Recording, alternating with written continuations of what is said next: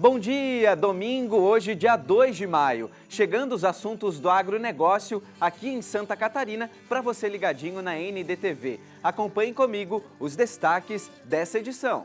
Em Criciúma, no sul, a prefeitura está distribuindo mudas de banana para os agricultores da região. E ainda, nossa equipe foi até o interior de Planalto Alegre conhecer uma propriedade que é referência no cultivo e na produção de maracujá. Vamos destacar também os cereais de inverno. Você aí que é agricultor pode aumentar a sua renda. O governo do estado está investindo 24 milhões de reais para incentivar o cultivo de milho e outras culturas. E vamos ver também os números da produção de carne suína na cidade de Braço do Norte, que é destaque nesse segmento.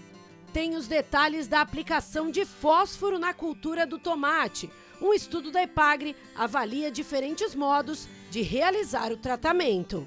Esses e outros assuntos agora no ND Agro, que já está no ar.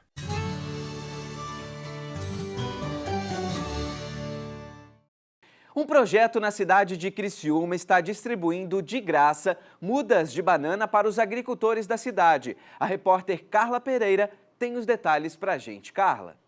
A Agricultura e Agronegócio de Criciúma segue então com os pedidos para o produtor que desejar adquirir mudas de banana. Bom, para saber então dessas informações, eu estou aqui ao meu lado com o Vanderlei Zulli, que é gerente de Agricultura e Agronegócio de Criciúma, que vai explicar um pouco para a gente, Vanderlei. Queria saber o seguinte, quantas mudas ao todo são de banana? No final do ano passado, em junho do ano passado, nós tivemos o ciclone Bomba, que praticamente destruiu muitas propriedades de produtores de banana no nosso município. Certo? Foi feito o levantamento juntamente com a Epagre, com a nossa equipe de profissionais da gerência, e de acordo com o levantamento, então o prefeito Clédio Salvaro liberou que nós adquiríssemos em torno de 22.727 mudas de bananas pratas e banana caturra, que serão entregues gratuitamente aos nossos produtores que tiveram prejuízo em suas propriedades. Já foi entregue 3.000 mudas agora, no dia 20 de abril passado agora, certo? E as outras restantes 19.000 serão entregues em setembro. E os agricultores têm até o dia 27 de agosto para solicitar fazer o pedido dessas mudas em nossa gerência. Como é que se faz esse pedido? Vem aqui até a prefeitura, tem um cadastro prévio, como é que funciona? Se o produtor vem aqui, né, ele já tem a nota do produtor, que produz a banana, né? E então, baseado nisso, a gente fez um estudo, já tem um estudo de levantamento da propriedade que foi feito. Aqueles que tiveram as suas propriedades prejudicadas com o ciclone Bomba terão as suas mudas. E se sobrarem essas mudas, né, aqueles produtores que querem aumentar a sua produção, a sua propriedade também poderão adquiri-las. Perfeito, então, Vanderlei. Falamos então com o Vanderlei Zulli, gerente de Agricultura e Agronegócio de Criciúma. Muito obrigada pela sua participação. Então é isso, fica então a dica, né, do produtor aqui de Criciúma, que necessitar então dessas mudas de banana, que a prefeitura então segue com essa campanha por tempo limitado. Voltamos ao estúdio. Obrigado, Carla, pelas informações. No ano passado, produtores de banana tiveram grandes prejuízos com a passagem de um ciclone Bomba que devastou plantações aqui do nosso estado. Mas, aos poucos, e com a ajuda de linhas de crédito, os agricultores estão conseguindo replantar os bananais. Agora, a expectativa é para uma super safra da fruta. Olha só. As imagens registradas em julho de 2020, logo após a passagem do ciclone Bomba, deixam qualquer produtor desesperado. Menos de um ano depois, as plantações estão assim, reconstruídas e dando frutos. A recuperação rápida se deve ao esforço dos trabalhadores e aos incentivos recebidos, entre eles o acionamento do seguro.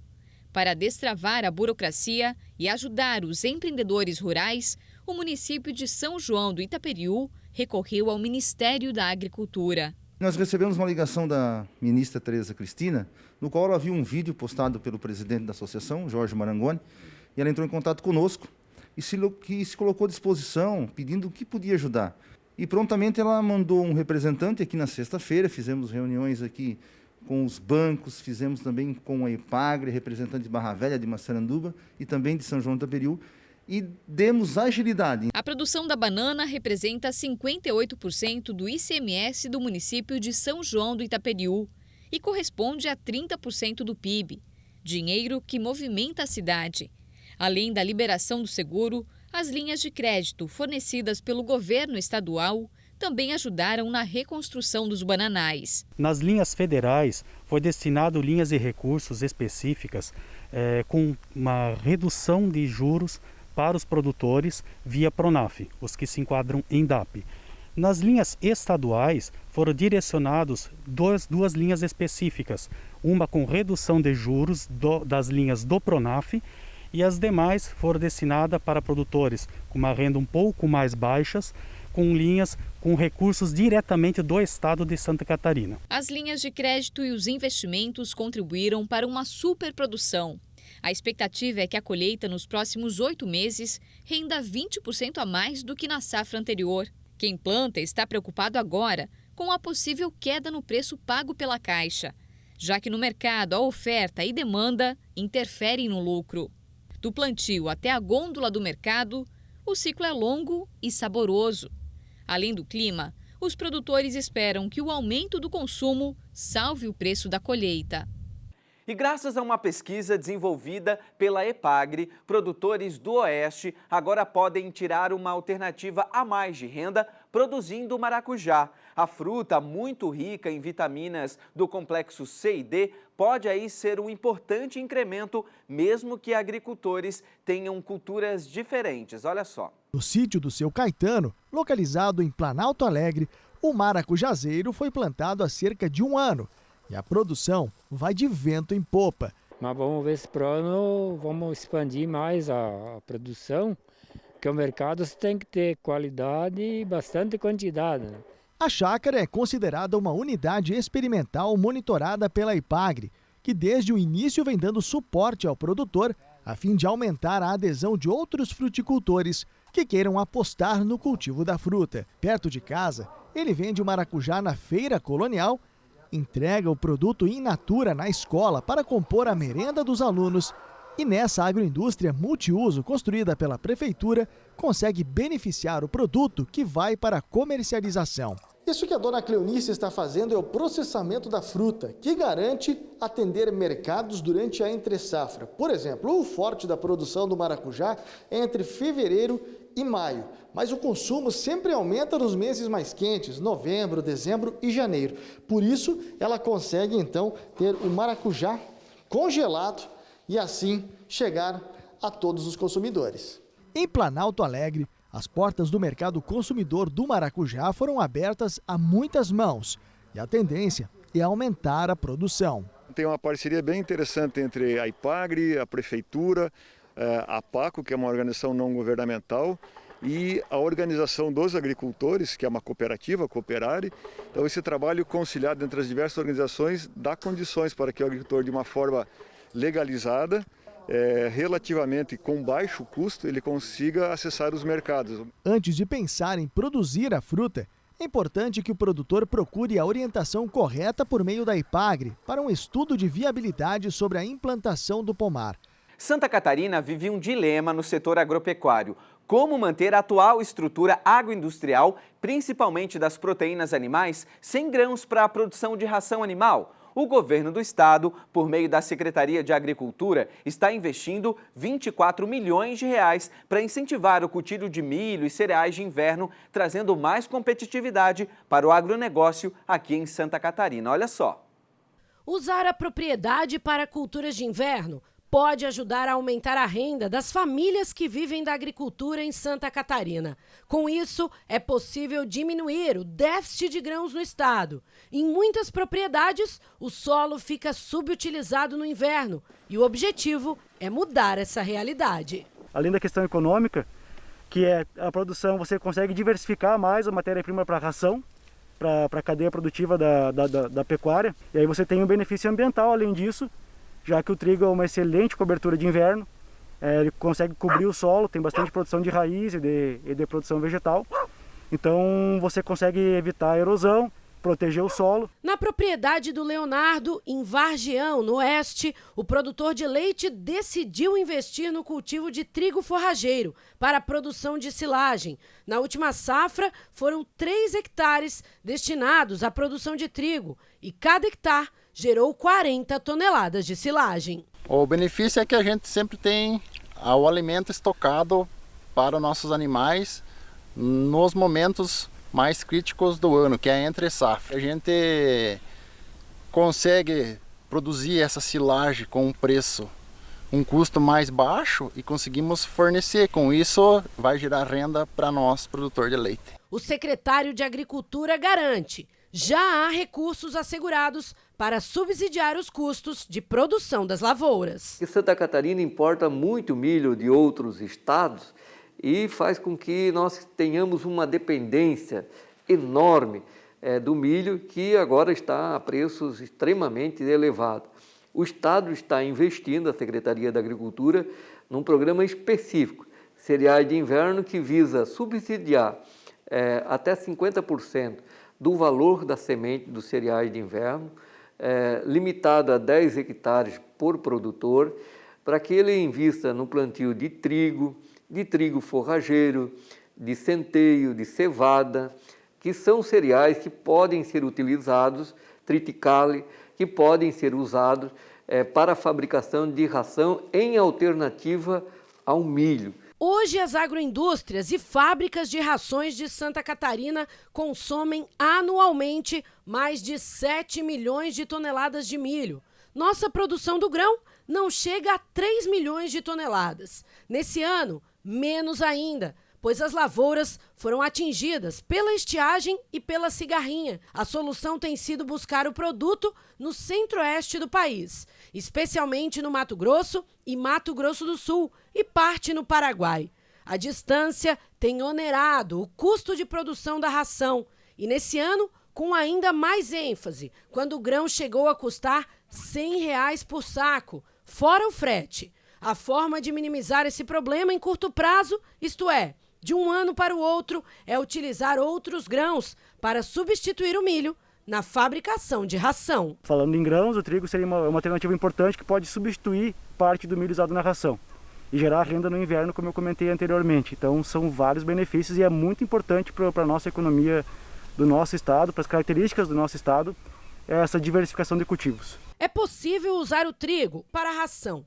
Basta que as agroindústrias se comprometam a adquirir o produto. Compre antecipado por preço compatível com os custos de produção para que o agricultor se dedique a essa atividade. A Secretaria da Agricultura diz que o incentivo será dado para quem plantar para a ração. Quem plantar para farinha, o mercado se encarrega de comprar e pagar os preços de mercado. O produtor que tiver interesse em plantar culturas de inverno pode procurar uma sede da Ipagre mais próxima da sua propriedade ou ainda uma cooperativa da região. E ainda nesse assunto, estudos feitos pela Embrapa, que é a empresa brasileira de pesquisa agropecuária, apontam que cereais de inverno como trigo, aveia, centeio, cevada e triticale são opções viáveis para substituir o milho na formação de rações. O ND Agro conversou com o Disseu Talamani, que é pesquisador da Embrapa na área de suínos e aves em Concórdia. Ele falou sobre o potencial de Santa Catarina no investimento de cereais de inverno. Vamos acompanhar o que ele disse. Nós vimos que Santa Catarina e Rio Grande do Sul estavam concentrando muito a produção na soja e deixando o milho para trás. E o milho é a principal fonte de energia para os animais. E, especialmente Santa Catarina, tem um déficit de 5 milhões de toneladas de milho. Detectamos que existe uma disponibilidade muito grande de terras em Santa Catarina e no Rio Grande do Sul que poderiam ser usados com cereais de inverno. E aí a nossa equipe aqui começou a estudar esses cereais para ver como eles se comportavam nas rações. Então, o trigo, triticale e outros, eles podem participar das rações. Então, é um problema que resolve a questão do uso da terra, aumenta a renda para o agricultor. E, então, isso aí é uma ideia que agora Aí já juntamos com a Embrapa Trigo de Passo Fundo, que desenvolve as cultivares, com as empresas privadas também de genética. E aqui em Santa Catarina, a FECOAGRO e a Secretaria entenderam essa proposta, criaram já um plano de fomento, e inclusive com alguns subsídios no seguro rural. E agora, então, a questão é mais de desenvolvimento de cultivares mais produtivas, de menor custo e dedicados à alimentação animal. Eu não tenho dúvida de que essa ideia já está consolidada. Inclusive, a JBS já assim, a gente teve notícia que importou um navio de trigo da Argentina para uso nas rações. Então, existindo o produto, existindo a qualidade e a um preço compatível com o milho, certamente esse mercado vai se abrir. Santa Catarina é um estado marcado pelos excelentes números na produção de carne suína. E uma das cidades que é sempre destaque nesse segmento é Braço do Norte, no sul catarinense. E mesmo em tempos de pandemia, 2020 fechou com bons indicadores para o setor. Olha só. A produção catarinense de suínos atingiu mais de 1 milhão de toneladas em 2019. Em 2020, o estado foi destaque em exportação, um aumento de 35%. E Braço do Norte é uma das cidades que colaborou com esses bons números, produzindo cerca de 700 mil leitões por ano. Com o crescimento, as dificuldades para o produtor também aparecem. O custo de produção está cada vez mais alto. Nós temos um custo de produção girando aí em torno de R$ 7,80, R$ 8,00, dependendo da granja, e o produtor, esta semana, recebendo R$ 6,50. Quer dizer, isso é um prejuízo que o produtor está arcando. Tendência disso, claro, se espera que nas próximas semanas o preço mude e melhore para o produtor. Agora, o momento atual, ele é preocupante, o custo do principal insumo, que é o milho da ração, está muito caro. Por causa dos insumos mais caros, o custo para a produção da carne suína aumentou 70%, uma conta que vai acabar sendo repassada para o consumidor. Se a gente comparar, por exemplo, o preço desse ano com o preço do abril do ano passado, o milho teve um aumento em torno de 90% no custo da saca de milho. O soja um pouco menos, mas também teve uma variação bastante forte. Quem vai acabar pagando esse aumento no preço das commodities, principalmente milho e soja, é o consumidor final. Para minimizar a situação, a Associação Catarinense de Produtores de Suínos tem buscado a redução do PIS/COFINS para importação do milho, com o objetivo de atender a demanda. Enquanto isso não acontece, a esperança fica na chamada safrinha que está chegando. Apesar de toda dificuldade, o trabalho do Diogo e tantos outros produtores continua, sempre com a esperança de dias melhores. No cultivo de tomate, a deficiência de fósforo é observada com frequência em solos de baixa fertilidade. A consequência é a redução na taxa de crescimento das plantas e também atraso na frutificação. Estudos da Ipagre avaliam diferentes modos de realizar o tratamento nos tomateiros. Olha que interessante. Na cultura do tomateiro, o fósforo é um dos nutrientes mais importantes durante todos os estágios de crescimento da planta. É ele que maximiza o desenvolvimento radicular, assegura a continuidade no crescimento, é fundamental para o desenvolvimento dos frutos e impulsiona a qualidade nutricional do tomate. Por isso a Ipagre recomenda a adubação fosfatada, podendo ser feita em momentos distintos e também de maneiras diferentes. Esta área experimental simula vários cenários de tratamento. Então a ideia aqui é calibrar, afinar ainda mais a recomendação de adubação de fósforo para a cultura do tomate. Então nós temos nessa área experimental diferentes formas de aplicação de fósforo, tentando simular aquilo que o produtor faz na sua propriedade. Então nós temos tratamentos, por exemplo, onde não foi aplicado fósforo, então vejo que as plantas estão significativamente afetadas, o seu desenvolvimento afetado pela omissão de fósforo nesse solo. Ao passo que temos plantas, aqui um tratamento em que nós temos um modo de aplicação de fósforo adequado e que as plantas expressam um bom crescimento. E o que nós estamos avaliando nesse experimento? Acima de tudo é a produção comercial de frutos, né? Assim como parâmetros de qualidade desses frutos na colheita, como a firmeza, sólidos solúveis, acidez, então relacionado a esses tratamentos. Importante a avaliação que a gente vai fazer são os teores minerais na folha e nos frutos, especialmente de fósforo. Uma avaliação importante é a distribuição desse fósforo aqui nesse solo. Então a gente já fez coletas de solo para ver como é que esse fósforo se distribuiu, porque tem tratamentos que a aplicação de fósforo foi em área total, ela não foi localizada, então é uma avaliação importante. E aquilo que eu considero talvez um aspecto muito valoroso desse trabalho é nós tentarmos detectar como se dá a distribuição das raízes no solo. Então esse conjunto de avaliações para nós vai ser decisivo, vai ser importantíssimo para formular uma recomendação para técnicos, para produtores de tomate, para que eles possam ter o máximo de eficiência no cultivo de tomate. E o ND Agro desse domingo fica por aqui. Outras notícias do estado, do país e do mundo no portal ND+, o mais acessado aqui de Santa Catarina. Ótimo dia para você, até domingo que vem. Tchau, tchau.